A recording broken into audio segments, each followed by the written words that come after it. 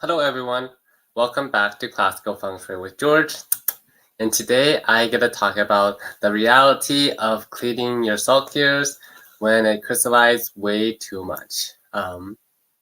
So yes, this one, it's a lot easier to clean salt cures when it's on like a hard surface, like on a countertop or on a hardwood floor, but a rug flooring, it's a whole different story.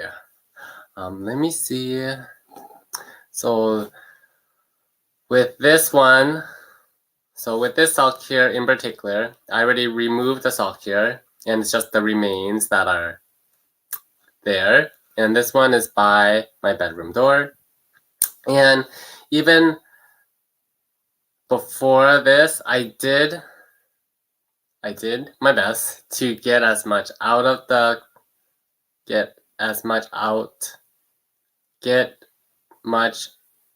the crystallization out of the rug, but it is still there. And after long hours, well, it felt like hours of picking it one by one, I just call it a day.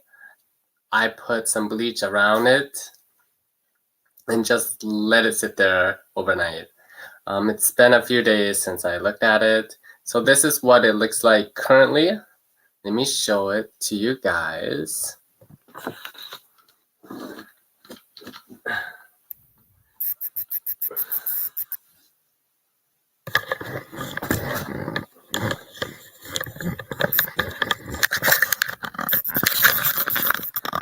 All right.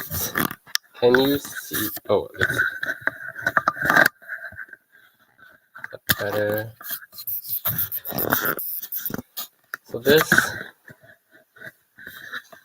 So over here, this was where the salt cure was, the permanent salt cure by my bedroom door. It was crystallizing. The crystallization happens around here, like over here as well. But as you can see, it's like fading away. I was gonna share a share screen of what it looks like before. I might do that later, maybe not in this video, but yeah. So the objective for cleaning the salt cure is this rug can look the same as like this. So like this. So my main goal is to make it look like this and get rid of all this mess as much as possible because I want my security deposit back, especially when I move. And like the brown specks over here, that's just due from like the reaction with having a metal container. So metal is probably not the best, but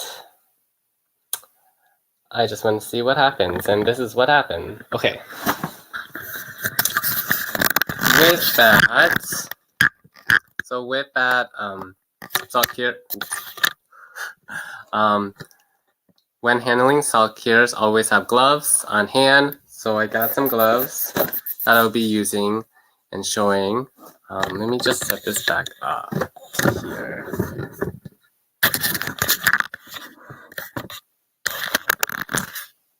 Yeah, there we go.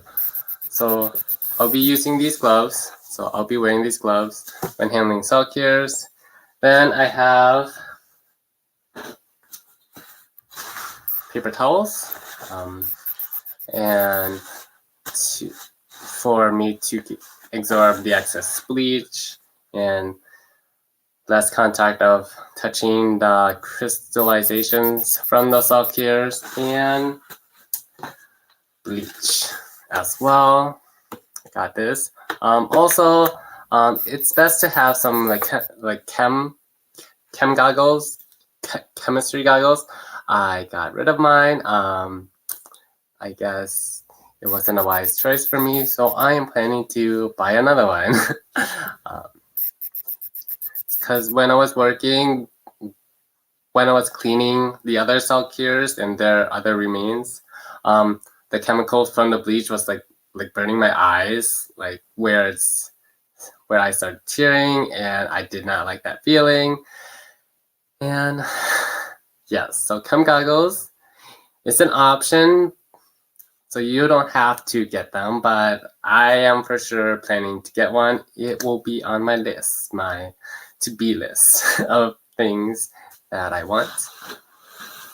Okay, with that, also, where I have a bag. I have a bag, so with this bag, I have two bags. So I have an outer bag and an inner bag if anything leaks. And this bag is pretty much the garbage for the used paper towels. So I just treat it as that, and only for that waste. So this biohazard, I call it biohazard, because we don't want to touch it. The crystallization will go into this bag. And also any used gloves will go into that bag as well. So this is what I get to show you on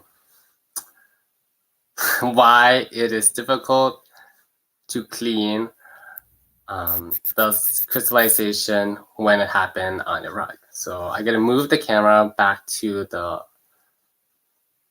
remains again. All right. So right there. So right there. And I am putting on my gloves. Always put gloves on.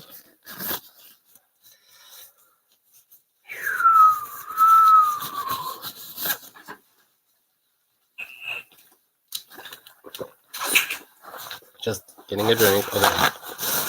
So I put the bag right next to it.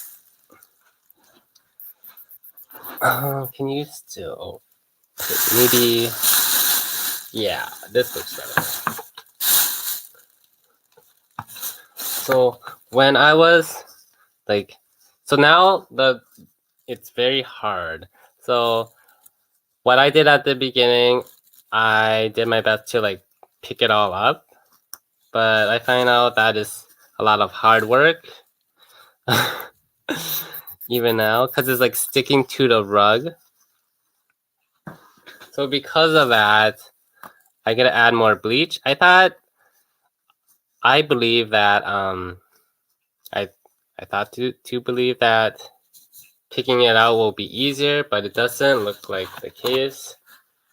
So now I'm gonna pour a little bit of bleach. Don't overdo it on the bleach. Yeah.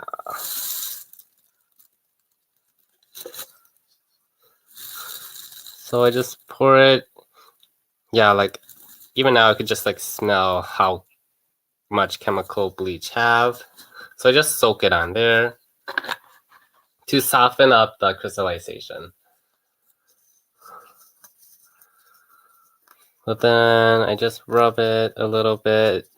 After it get wet and moist, it's easier to pick up the crystallizations that was forming on the rug, but still it's not, as you can see, it's still like pulling. You can see like the rug itself is like moving up as I pull up. Yeah. So it's really in there.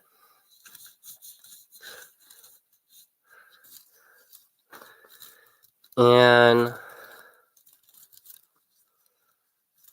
this is what I'm doing my best to make it as clean as possible and also safe, but also make sure that the rug look as good as new, because like I said at the beginning, I want my full security deposit back. Yeah, so this is more tiring, especially if you have come from a long day doing errands, work. Probably not the best to do it after those kind of activities, just so you can recover, right? Everybody need time to rest or take a little break before you start handling this kind of situation. Yes, so it is get a lot easier of like breaking down the crystallization. But yeah, so if it ever happens where you don't check your stock here so much and this happens, yeah, this is what I recommend people to do. And especially for those people that are last minute movers, don't do this like the day before your move out date, just because it will be a lot of stress. I feel that it will be a lot of stress, a lot of anxiety going on, just trying to clean it all up and making it new, making it look new as in nothing happened. So yeah, even now I am exhausted, but today I was also running errands as well. Yeah, so it's a lot better than before, which is great because that is what we want. It's always good improvements. I know it's hard. It's not as easy. Oops. Let me just take this off. Just there. Okay.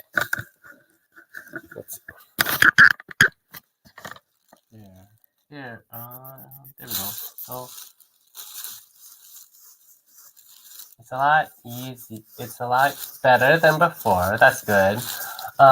For those who have a long day or don't have the energy at the moment of handling this kind of situation, I would just do it day by day, or just do it one day, wait a few more days and do it again to like clean up the process so it doesn't seem too overwhelming or too much work. Just because today is the second day I am actually cleaning this area. The first day was a few days after I did the videos of my last sock here. So today is the second. So I did take a few days in between of not really working on this. And I just like fluff it out. Because it looks like most of it is almost gone, at least on this side. At least on this side. I still haven't worked up here. So I still have this to work on, but I'm just going to focus on this for today. Just taking it piece by piece. And that most of it is all right. So I just going to call it a day with this area with salt cures, especially for this specific spot, which is by my bedroom door. I just gotta remove my gloves. I'll be right back. So when I remove my gloves, I just go like under. For those who are in medical school or like nurses, they know. And so turn it inside out and throw it away. This one, with this one, I didn't use So I still gotta reuse it because I do my very best to reduce as much waste for the environment. And I hope that you guys believe in that statement as well. And I know it's hard with using gloves. You have to throw it away. Unless someone make like biodegradable gloves. If you are watching this, let me know so I could support you and start buying those kind of products so that we can reduce as much waste for the environment. Okay, so that is that for this video for today. I just gotta move my camera back.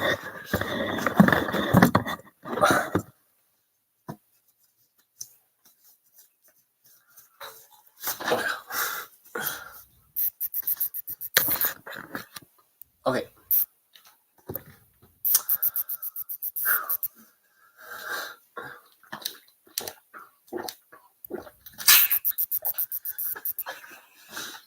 Okay. So that is the most challenging part of cleaning up a salt cure, especially if you have rug flooring. If you don't have rug flooring, cleaning up won't be so much of a challenge. Yeah, so I just want to demonstrate for everyone that this is what is currently happening at my situation, and this is how I deal with it, and how I solve this kind of situation. Since the bleach is still on the salt cure, like the remains, I just get to let it sit there and let it dry and see what else comes up. Because right now it's wet, so it's making the rug dark. And with that, I can't really know for sure if I clean up all of the crystallization until it's dry up. Yeah. So that is that for this video. For tomorrow, yeah, it's November now. Tomorrow, November 2nd at 6:30 p.m. Central Time, I get to switch topics for a little bit about money and how classical feng shui saved me a lot of money, especially for today, because I went shopping today. So stay tuned. I will share with everyone what I did today in tomorrow's video, and we will do some math and numbers and how classical feng shui has the potential to work with your money energy. Yeah, so if you like this video, click that like button, share this video with your friends and family, and if you haven't done so, click that red subscribe button down and below. My contact information is in the link below.